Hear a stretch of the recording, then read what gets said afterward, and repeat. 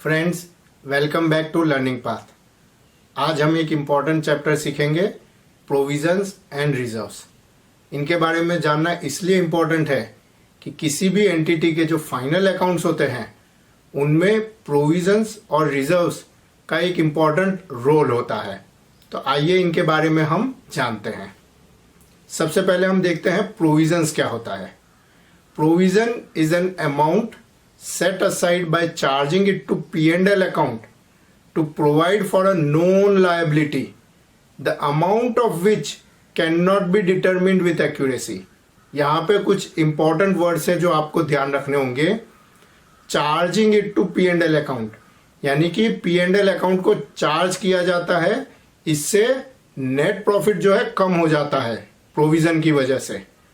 To provide for a known liability, यानी कि ये एक्सपेंडिचर, ये चार्ज उस लायबिलिटी के लिए लिया जाता है जो कि नोन है, हमें पता है कि हमारी कोई लायबिलिटी क्रिएट हो गई है। The amount of which can not B determined with accuracy, यानी कि उस लायबिलिटी की जो अमाउंट है वो कितनी होगी वो हम एक्यूरेटली इस वक्त नहीं डिसाइड कर पा रहे हैं। तो इस तरह की जो लायबिलिटी होती है उसे रिकॉर्ड करने के लिए प्रोविजन का यूज किया जाता है। कुछ एग्जाम्पल मैं बता दूं प्रोविजन के। प्रोविजन फॉर बैड डेट, यानी कि हमें पता होता है कि बैड डेट की लायबिलिटी होने वाली है, लेकिन हमें ये नहीं पता कि नेक्स्ट ईयर में कितना बैड डेट होगा। इसीलिए इस साल हम एक अमाउंट एस्टिमेट करके उस अमाउंट को अपने प्रॉफिट एंड लॉस अकाउंट में डेबिट कर देते हैं, चार्ज कर देते हैं, और प्रोविजन फॉर बैड डेट हम क्रिएट कर देते हैं। Same way provision for tax, जब हमारा साल खत्म होने वाला होता है तब हमें एक एस्टिमेट पता होता है कि हमारा उस साल का टैक्स कितना होगा, लेकिन फाइनल अमाउंट हमें नहीं पता होती है। हमें पता है कि लायबिलिटी क्रिएट हो गई है, टैक्स पे करना पड़ेगा, लेकिन एग्जैक्टली जो कितनी अमाउंट है वो हमें नहीं पता है। तो हम एस्टिमेटेड अमाउंट से उसका प्रोविजन क्रिएट कर देते हैं, जिसे हम कहते हैं provision for tax. Provision is different from liability in terms of certainty of amount, यानी कि प्रोविजन और लायबिलिटी में क्या फर्क है? सिर्फ एक ही फर्क है। जब हमें यह पता है कि लायबिलिटी की अमाउंट कितनी है तो हम उसे लायबिलिटी कह देते हैं, और अगर हमें पता नहीं है कि अमाउंट कितनी है तो हम उसे प्रोविजन कह देते हैं। Provision is made due to accrual as well as conservatism concept, यानी कि हमें पता है कि अगर हमारा कोई एक्सपेंडिचर हो गया है, लायबिलिटी क्रिएट हो गई है, तो उसे इसी साल में एज एन एक्सपेंडिचर रिकॉर्ड करना जरूरी होता है अक्रूवल कंसेप्ट की वजह से। तो इसलिए भी हम प्रोविजन क्रिएट करते हैं, और कंजर्वेटिज्म कंसेप्ट की वजह से भी हम प्रोविजन क्रिएट करते हैं। Provision is made to ensure that future profits are not affected due to transactions of current period। तो जैसा कि हमने एग्जाम्पल में देखा था कि बैड डेट्स जो हैं वो करंट ईयर के क्रेडिट सेल से आते हैं, टैक्स जो है वो भी करंट ईयर की एक्टिविटी से आता है। तो अगर हम उन दोनों एक्सपेंडिचर को इसी साल के एक्सपेंडिचर की तरह रिकॉर्ड नहीं करेंगे तो वो जो है नेक्स्ट ईयर के एक्सपेंडिचर में जाएगा। तो इस साल के ट्रांजेक्शन की वजह से नेक्स्ट ईयर में जो है एक्सपेंडिचर बुक होगा जो सही नहीं है।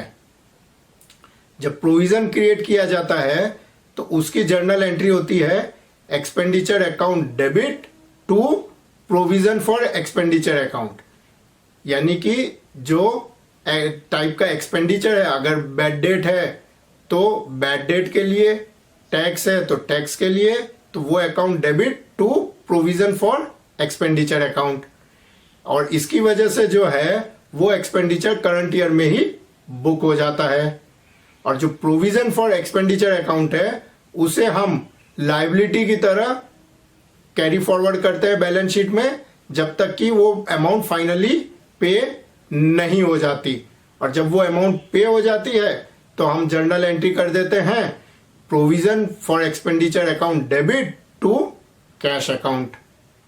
अब यहां पे मैं आपको समझाना चाहूंगा कि जो तीन कंसेप्ट हैं, कंटिंजेंट लायबिलिटी, प्रोविजन और लायबिलिटी, इनका जो एक ट्रांजिशन होता है किसी भी एक्सपेंडिचर का, वो मैं आपको समझाना चाहूंगा ये जो बॉक्स दे रखे हैं उनके माध्यम से। पहले बॉक्स में मैंने लिखा है कंटिंजेंट लायबिलिटी। कंटिंजेंट लायबिलिटी हम किसे कहते हैं?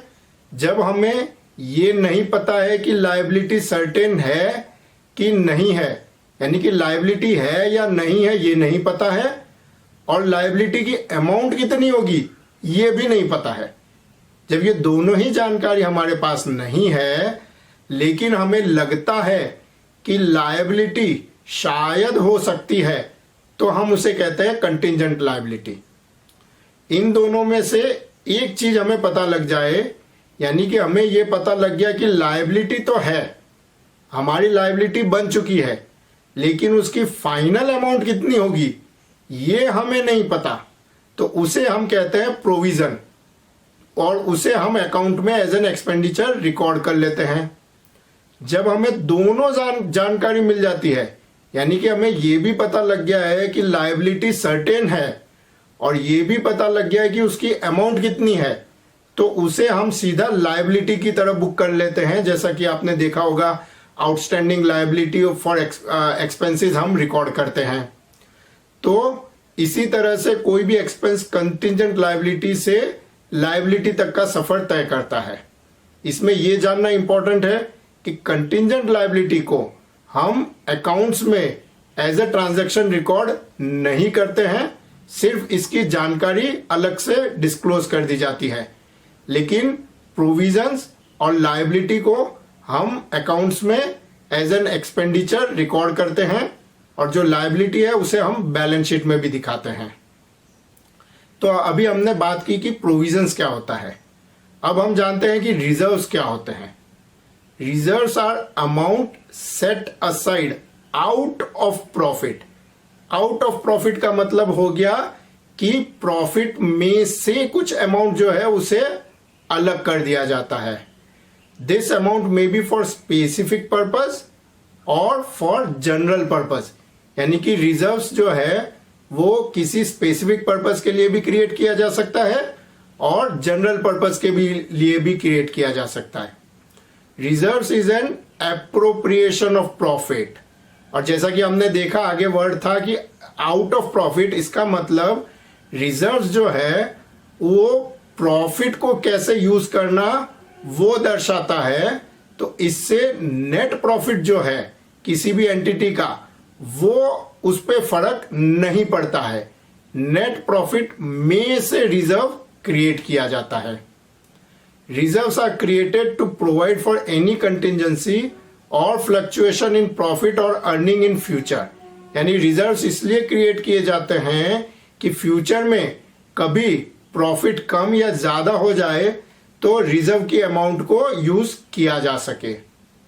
जब रिजर्व क्रिएट किया जाता है तो उसकी जर्नल एंट्री होती है profit and loss account debit to reserve account. यहां पे हम भले ही प्रॉफिट एंड लॉस अकाउंट को डेबिट कर रहे हैं, लेकिन जो रिजर्व की फिगर है वो नेट प्रॉफिट के बाद ही लिखी जाती है।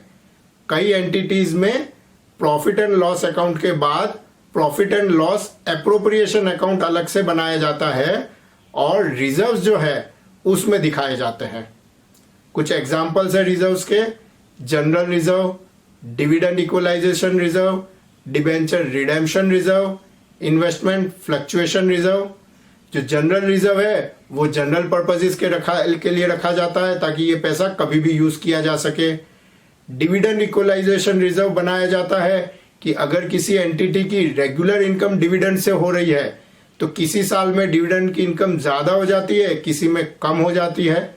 तो जिस साल में डिविडेंड की इनकम ज्यादा हो गई तो कुछ अमाउंट जो है सेट असाइड कर दिया जाता है ताकि जब डिविडेंड की इनकम किसी साल बहुत कम हो तो उस रिजर्व में से पैसा यूज किया जा सके।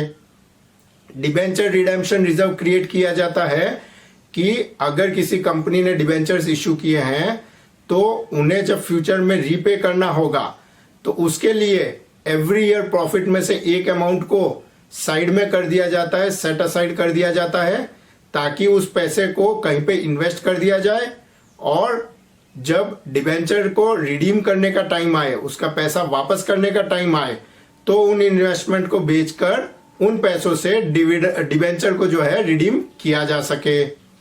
इन्वेस्टमेंट फ्लक्चुएशन रिजर्व जो है वो बनाया जाता है कि अगर किसी एंटिटी को इन्वेस्टमेंट से इनकम हो रही है तो वो इनकम किसी साल कम होती है, ज्यादा होती है, तो जब ज्यादा इनकम होती है तो उसमें से रिजर्व क्रिएट कर दिया जाता है ताकि जिस साल इंटरेस्ट इनकम कम हो तो रिजर्व में से उसे यूज किया जा सके। जो प्रोविजन और रिजर्व के बीच का मेन डिफरेंस है कि the amount set aside for provision is for known liability, यानी कि प्रोविजन हम उस अमाउंट का बनाते हैं जहां पे हमें यह पता है कि लायबिलिटी हो चुकी है, सिर्फ हमें एग्जैक्ट अमाउंट ही नहीं पता है, हम सिर्फ एस्टिमेटेड अमाउंट यूज कर रहे हैं। जबकि रिजर्व्स में amount is set aside not for any liability, it is savings for future. If the reserve amount is invested in outside securities, then reserve fund is used. Otherwise, only reserve account is used. तो कई बार आप पढ़ेंगे कि reserve fund account है, कई बार आप पढ़ेंगे reserve account है। तो रिजर्व फंड अकाउंट ये दर्शाता है कि ये जो रिजर्व की अमाउंट है वो किसी पर्टिकुलर इन्वेस्टमेंट में लगाई गई है, और अगर इस तरह से किसी इन्वेस्टमेंट में अमाउंट नहीं लगाई गई है तो सिर्फ रिजर्व अकाउंट वर्ड यूज किया जाता है। जो रिजर्व्स हैं वो दो टाइप की होती है, revenue reserves, capital reserves. Revenue reserves are created out of revenue profits and they are available for distribution of dividend, यानी कि कंपनी के केस में जो रेवेन्यू रिजर्व्स है उसको यूज करके कंपनी डिविडेंड डिस्ट्रीब्यूट कर सकती है। Capital reserve is created out of capital profits like profit on sale of fixed assets, profit on revaluation of fixed assets, profit on forfeiture of shares। यानी कि जो capital से related transaction है, asset से related transaction है, उसमें जब profit होता है तो उसमें उसे जब अलग कर दिया जाता है तो उसे कैपिटल रिजर्व कहते हैं। And capital reserve can not be used to distribute dividend. ये कंपनी के केस में अप्लाई होता है जो जिसे डिविडेंड डिस्ट्रीब्यूट करना होता है। तो ये थी जानकारी प्रोविजंस और रिजर्व्स के बारे में। आई होप आपको इससे उनके बारे में अच्छे से समझ में आ गया होगा। अगर आपको मेरा ये वीडियो पसंद आया है तो उसे लाइक करें, चैनल को सब्सक्राइब करें। अगर आपका कोई कमेंट है तो जरूर उसे पोस्ट करें और लर्निंग पाथ के वीडियोस देखते रहें। Thank you.